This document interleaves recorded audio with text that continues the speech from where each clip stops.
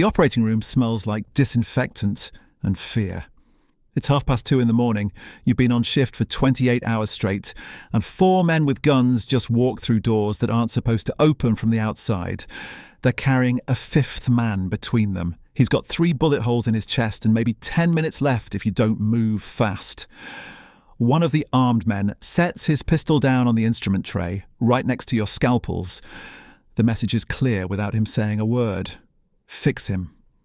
If he dies, everyone in this room dies with him. You fix him. 4 hours of surgery, 2 bullets come out clean. The 3rd one is kissing his spine, and moving it means paralysis or worse. You leave it. He lives. They carry him out the same way they brought him in. No paperwork, no police report, no questions. You go home thinking that was the strangest night of your career, and it's finally over. 7 days later, someone knocks on your apartment door. The man standing in your hallway wears a suit that costs more than your monthly salary. His shoes are polished to a mirror shine. His watch is Swiss. He speaks with the calm of someone who has never been told no in his life. The man you saved last week is important, he explains. Very important. They want you as his personal physician. Full-time. Private contract. You say no. He nods like he expected that answer. Then he starts listing addresses. Your mother's apartment, the bus she takes every morning at 7:15. Your daughter's school, the exact time she gets out. Which days your ex-wife does pickup, which days you do. He recites all of this the way someone reads items off a shopping list, flat and factual.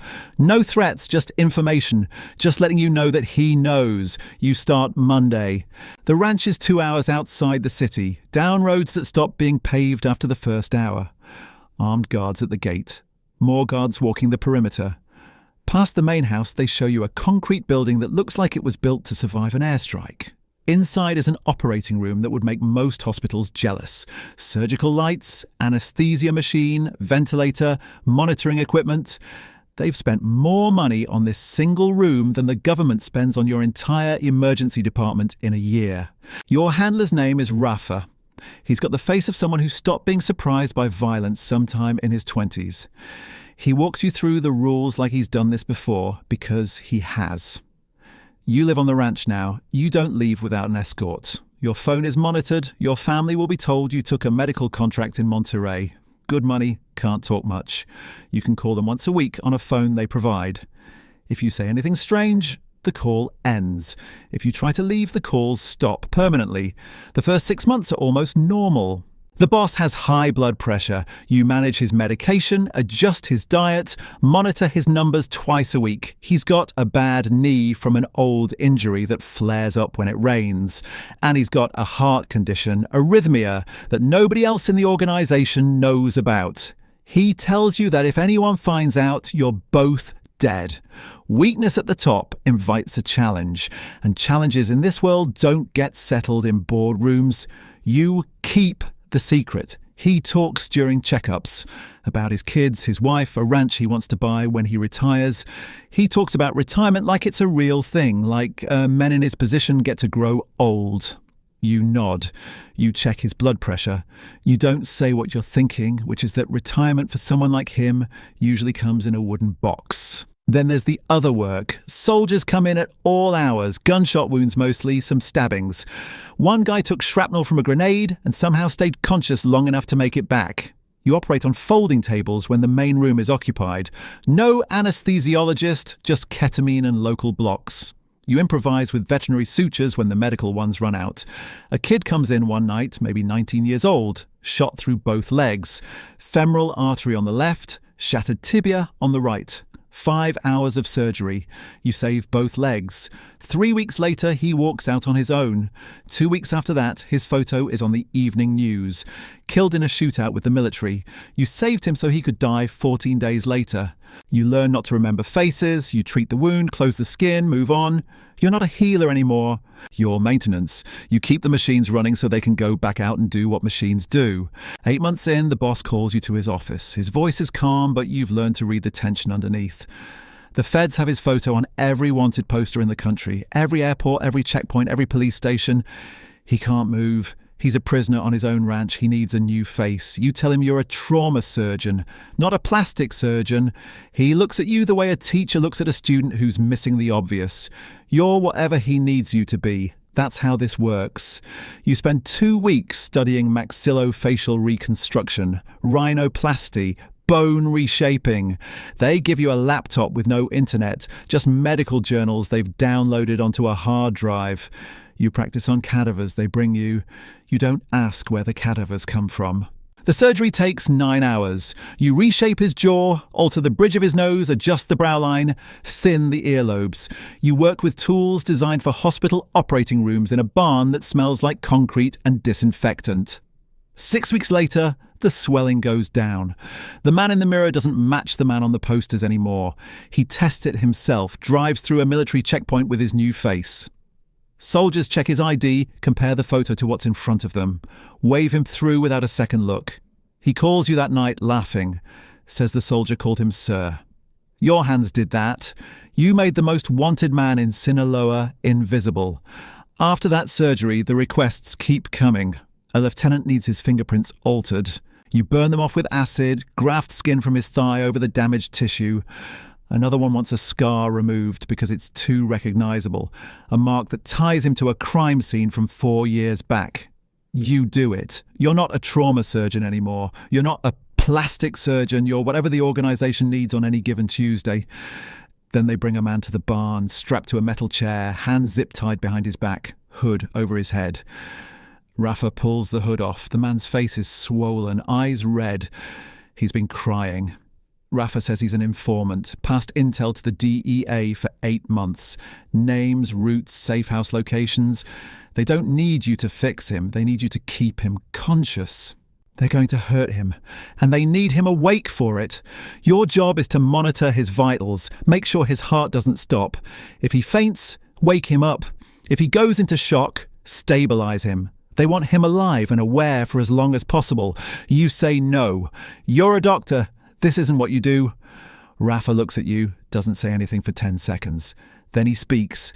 Escuela Primaria Juarez, 2:15. You put on gloves. You hook up a pulse oximeter to the man's finger. You start an IV with saline to keep his blood pressure stable.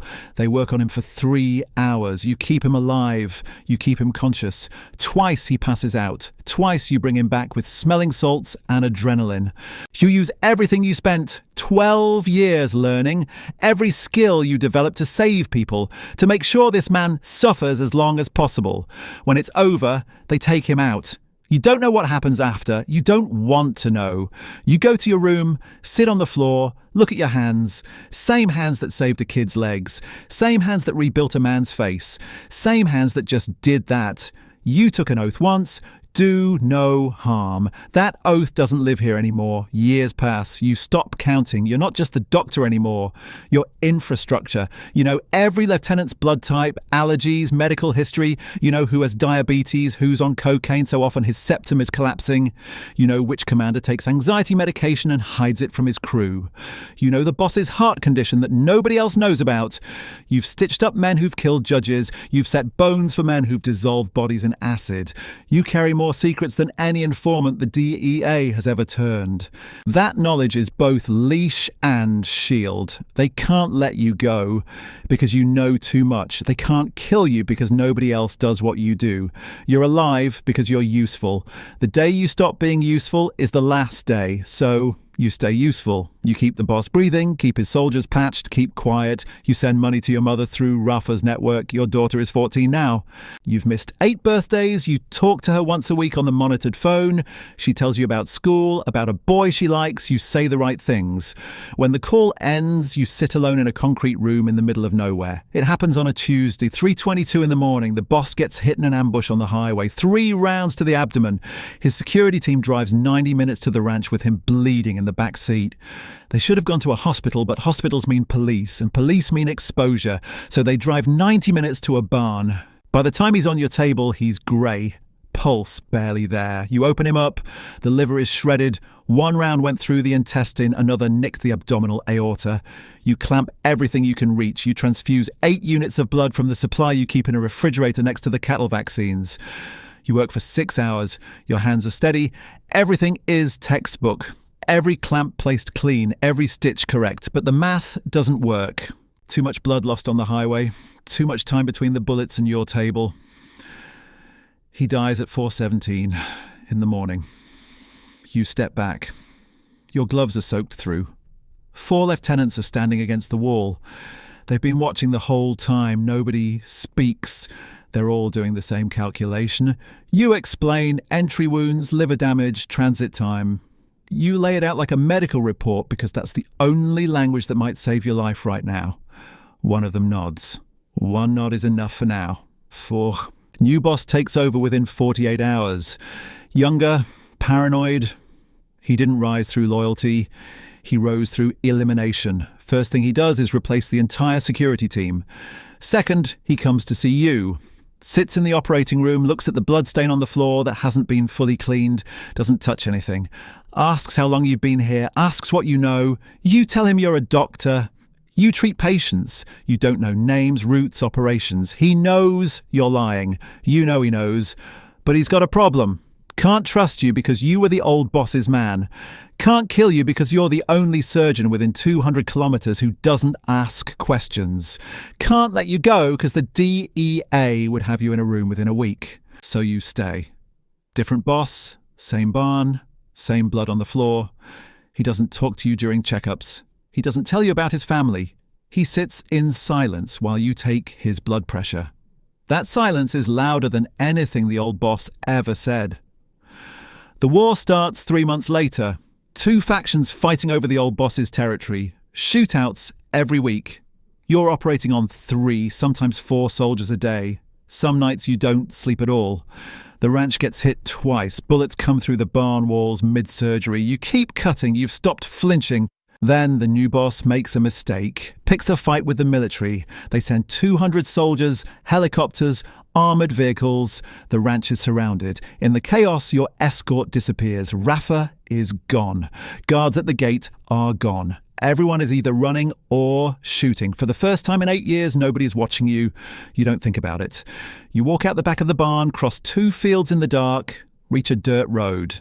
You walk an hour until you find a town. Buy a bus ticket with cash you've been hiding in your medical bag for 3 years. Folded bills tucked between layers of gauze. You ride 18 hours to the border. Every time the bus stops, you expect armed men to board. They don't. You cross into Texas. Call your ex-wife from a payphone. Bring our daughter. Meet me in El Paso. She hears your voice and doesn't ask questions. 3 days later, you're in a small town in Texas. No documentation, no medical license that works here. Your hands that rebuilt a cartel boss's face, that pulled bullets out of teenagers, that kept a man alive through 3 hours of torture. Those hands stock shelves at a hardware store for $11 an hour. You see it on the news 6 months later. Armed men walked into a public hospital in Culiacan carrying a man with gunshot wounds. They told the surgeon on duty to operate. Hospital staff refuse to comment. Police aren't investigating. You know exactly what comes next. The doctor thinks it was a one-time thing. A week from now, a man in a suit will knock on his door. He'll know the doctor's mother's address. He'll know which school his kids go to. He'll know what time they get out. The doctor will start Monday. He doesn't know it yet, but he already lives on a ranch. He just hasn't been driven there yet.